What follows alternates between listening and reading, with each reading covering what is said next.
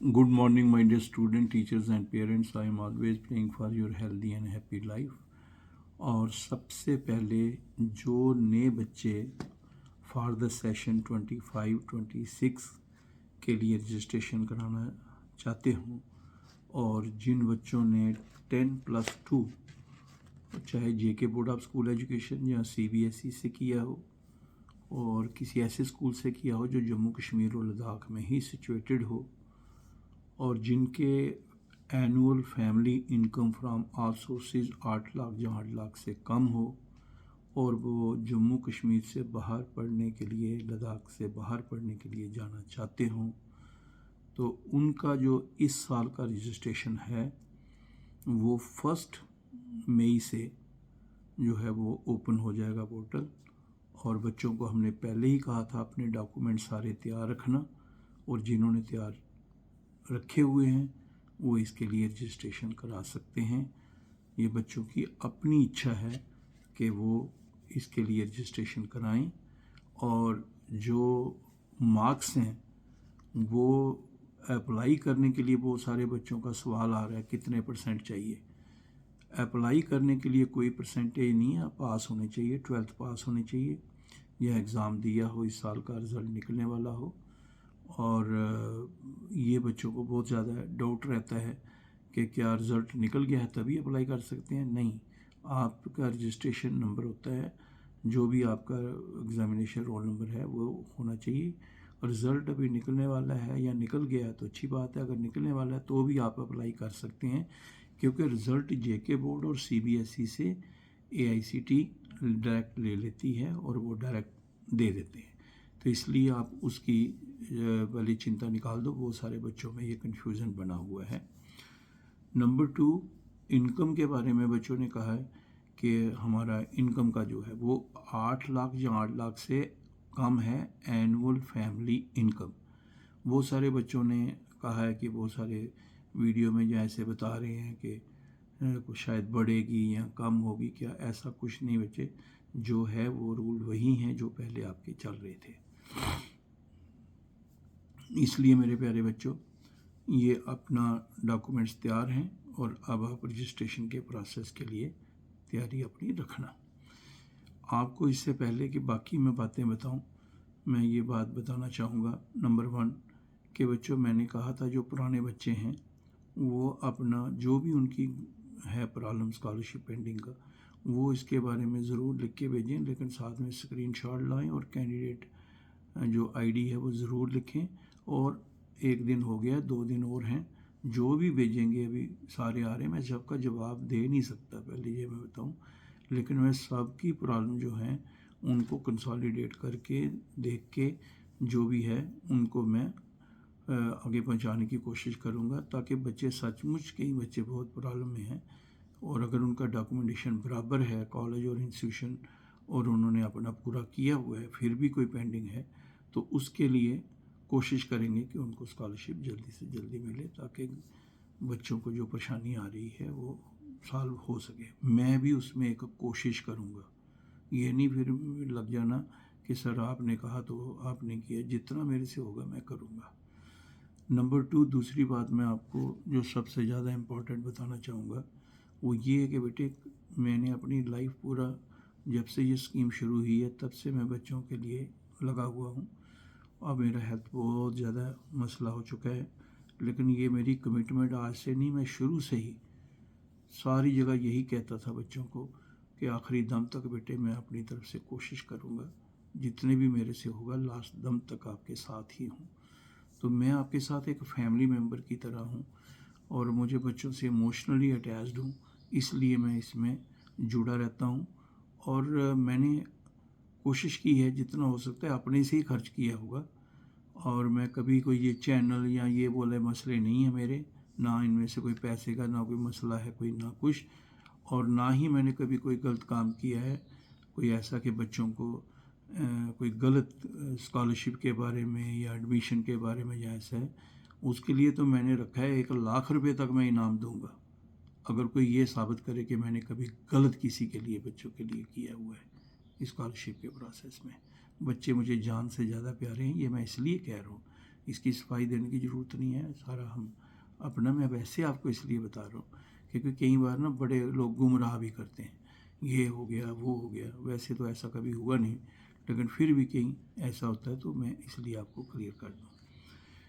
इसके प्रोसेस के लिए एडमिशन का फॉर द सेशन 25-26 2 साल के बच्चे एलिजिबल हैं जिन्होंने 25 में आप पास करेंगे या अप्लाई किया हुआ है, जो एनुअल रिज़ल्ट निकलने वाले हैं या निकले हुए हैं, और जिन बच्चों का 24 में जिन्होंने 12th पास किया हुआ है, ये 2 ही साल के बच्चे जो है ना, पिछले 2 साल जिस साल एडमिशन हो रहा है सेशन का, बस उसके सेशन और उसके पीछे वाला 2 साल के बच्चे 12th पास जो हैं वो इसके लिए एलिजिबल होते हैं।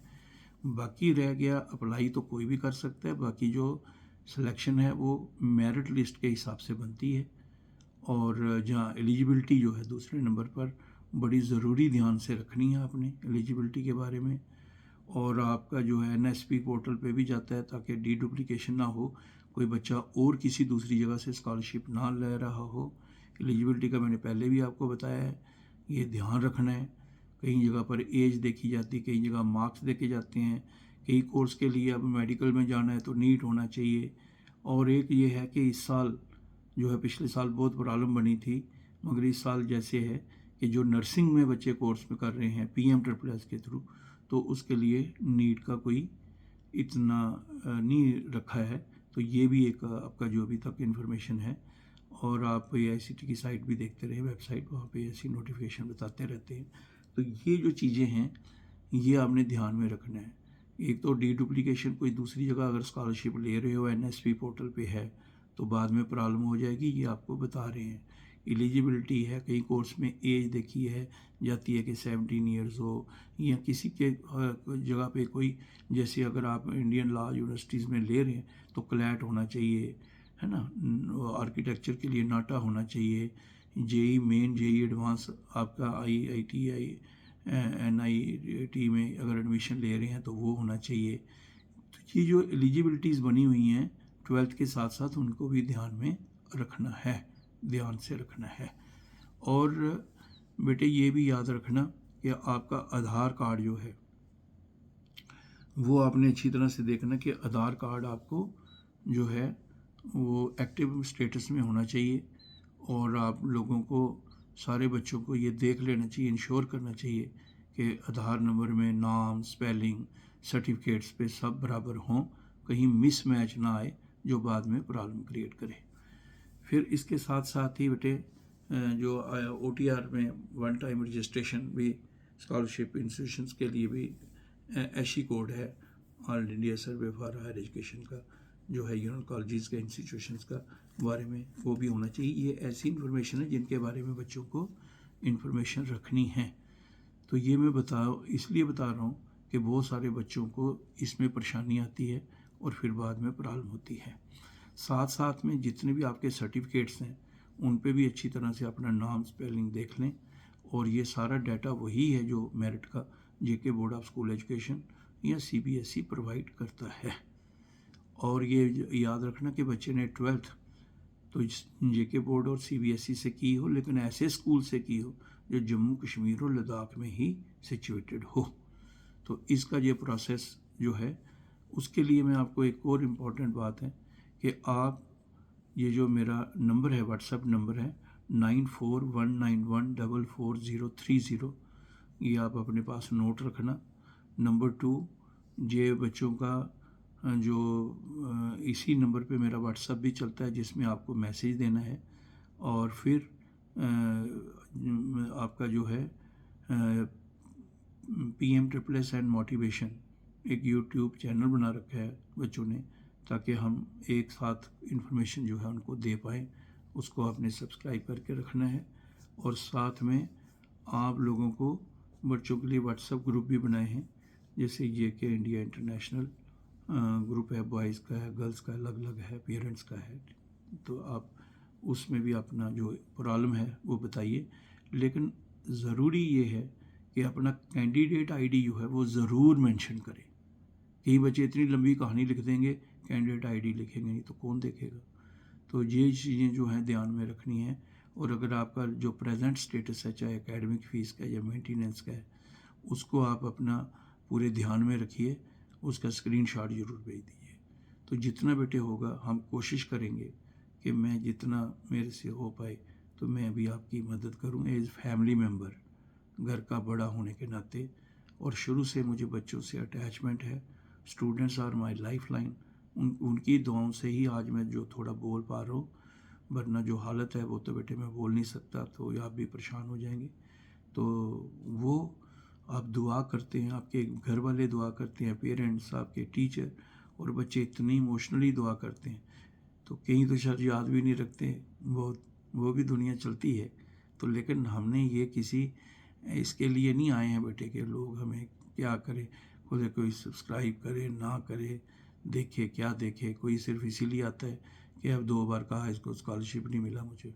मैंने आपको कहा मैं सिर्फ आपकी मदद करता हूँ, हेल्प करता हूँ, ठीक है, आपकी बात को आगे ले जाने में। तो आप ज़रूर बेटे अपनी इन चीज़ों का जो मैं कह रहा हूँ, सर्टिफिकेट्स, इनकम सर्टिफिकेट बनवा के रखें, एलिजिबिलिटी का ध्यान रखें, सारा अपना डॉक्यूमेंटेशन बराबर रखें। इसी तरह सेंट्रल यूनिवर्सिटीज़ हैं, वो CUT का देखते हैं, ठीक है, तो उसका भी आप अपना पूरा प्रोसेस, जैसे दिल्ली यूनिवर्सिटी में बहुत सारे बच्चे जाते हैं, अलीगढ़ यूनिवर्सिटी में, अलीगढ़ मुस्लिम यूनिवर्सिटी में जाते हैं, है ना, तो हिंदू बनारस यूनिवर्सिटी, बाकी हर जो सेंट्रल यूनिवर्सिटीज़ हैं तो उनके लिए अपने डॉक्यूमेंटेशन भी याद रखें, प्रोसेस या वो करते हैं। तो PM-SSS का रजिस्ट्रेशन और डॉक्यूमेंट वेरिफिकेशन ये सब ने कराया ही होना चाहिए, ठीक है। और बाकी जो प्रोसेस है मेडिकल वालों का, उसके लिए नीट किया है आपने। तो बाकी सब कोर्सेज़ के लिए, चाहे वो जर्नल कोर्सेज़ हैं, BA BSc BCom BBA BCA, चाहे वो प्रोफेशनल कोर्सेज़ हैं, BA LLB है, नर्सिंग है, इंजीनियरिंग है, hotel management and catering technology है, अभी फार्मेसी है, ये सारे जितने भी प्रोफेशनल कॉलेजेस हैं, इन सब के लिए AICT की तरफ से स्कॉलरशिप भी मिलता है और एडमिशन का प्रोसेस में भी उन बच्चों को एंड तक पूरा करना है और इसमें आते हैं। लेकिन जो BDS और MBBS जो या BAMS ऐसे कोर्सेज़ करते हैं बच्चे, उनके लिए ये है कि उन्होंने रजिस्ट्रेशन करानी है, डॉक्यूमेंट वेरिफिकेशन करानी है, लेकिन उन्होंने एडमिशन खुद लेनी है, ठीक है, खुद अपने लेवल पे काउंसलिंग का प्रोसेस से गुजरना है, नीट क्वालिफाई किया हो। और जब उनकी एडमिशन हो जाती है तो फिर वो AICT के पोर्टल पे इन्फॉर्म करते हैं, पहले ही वो अपना बता के रखते हैं कि ये मेरा रजिस्ट्रेशन नंबर है, और फिर जो उनका उसके साथ लिंक कर देते हैं। और फिर जिन बच्चों के 100 की सीट्स होती हैं तो 12th के नंबरों के हिसाब से उनका जो है पहले जो 100 आ जाते हैं उनको वो एडमिशन का प्रोसेस और स्कॉलरशिप का प्रोसेस में वो बच्चे जो गुजरते हैं फिर उनको स्कॉलरशिप मिलता है। तो ये बात आपने अच्छी तरह याद रखनी है।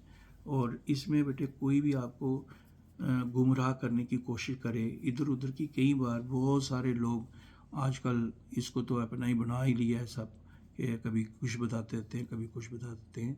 अच्छी तरह से ध्यान से रखना है। www.aict-india.org वेबसाइट है, उसको अच्छी तरह से आप देखा करें, वहाँ पर नोटिफिकेशंस भी आती रहती हैं। और अगर से ठीक हो तो मैं भी बताता रहता हूँ, लेकिन मेरे से नाराज़ मत होना किसी बात के लिए भी। आप ज़्यादा से ज़्यादा सब्सक्राइब कर लें चैनल्स के साथ, ताकि मैं आपको बता सकूं। आप ग्रुप ज्वाइन कर लें, ताकि वो ग्रुप, मैं कुछ नहीं करता उसमें, जो हमारे बच्चे ही हैं आपस में एक दूसरे की मदद करते हैं वही बताते हैं, टीचर भी आपस में ही बताते हैं, पेरेंट्स भी आपस में ही बताते हैं। तो ये सिर्फ इसलिए बना रखा है कि आप इसको अच्छी तरह से एक फैमिली की तरह चलें, फैमिली की तरह रहें, ताकि बच्चों को कम से कम संकट आए। मैं पढ़ना, अप्लाई करना ये आपकी चॉइस है, जाना आपकी चॉइस है, ठीक है। कल को कि मैं इधर गर्मी बहुत है, खाना ऐसा है, तो उनके लिए सब मेंटली प्रिपेयर रहना है। कई जगह पर रेंट एग्रीमेंट भी मांगते हैं, जब आप कहीं हॉस्टल नहीं है तो बाहर किराया लेते हैं दिल्ली में, वो उसके लिए भी सारे हर चीज़ के लिए मेंटली प्रिपेयर रहना है। मेरी बहुत सारी दुआएं आपको। आप कहते हैं सर लंबा हो जाता है, मेरी इतनी हिम्मत नहीं बेटे कि मैं थोड़ा थोड़ा करके बताता रहूँ। मैं एक बार आपको ये बता दिया, इसके बाद में याद रखना, अभी नोटिफिकेशन न्यूज़पेपर में आ जाएगी, देखना, जम्मू कश्मीर लद्दाख में सारे बच्चों को इसके बारे में नोटिफिकेशन आ जाएगी। AICT की वेबसाइट पे भी नोटिफाई होता है। और उसके बाद आपने ऑनलाइन रजिस्ट्रेशन करनी है, ऑनलाइन एप्लीकेशन सबमिट करनी है, सारा जो है वो आपने करना है। ऑनलाइन ही डॉक्यूमेंट वेरिफिकेशन होनी है, ऑनलाइन ही चॉइस फिलिंग होनी है, फिर ऑनलाइन ही सारा आगे प्रोसेस होना है। बच्चे जो हैं उनको डुप्लीकेशन के प्रोसेस में मैंने आपको कह दिया NSP पोर्टल पर रजिस्ट्रेशन होती है। और जो जितना भी बच्चे मैं आपको बता रहा हूँ, ये आपने ध्यान से रखना कि बेटे जो भी डॉक्यूमेंट हैं जो अपलोड करोगे ध्यान से करना, अच्छी तरह से करना। और किसी बच्चा लास्ट में आके कहता है मैंने वेरिफिकेशन नहीं कराई, तो फिर रहते हैं, या मैंने कास्ट सर्टिफिकेट कोई गड़बड़ कर दी है ना, तो मैंने करना था SC BC का तो SC लगा दिया। जो भी reservation rule UT of Jammu Kashmir Ladakh में लागू हैं वहीं पे उसमें भी वही सेम लागू होते हैं।